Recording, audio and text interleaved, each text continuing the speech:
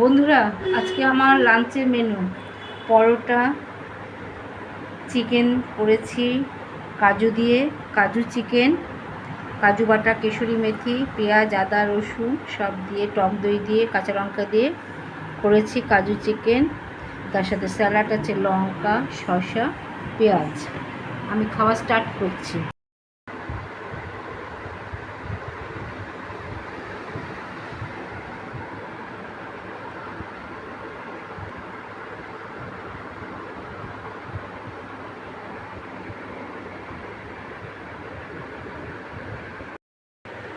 বন্ধুরা, আমি দেখো খাচ্ছি, খাওয়া স্টার্ট করছি। আচ্ছা, রোববার তো একটু বেলা হবে, জানা কথায় খাওয়া স্টার্ট করলাম।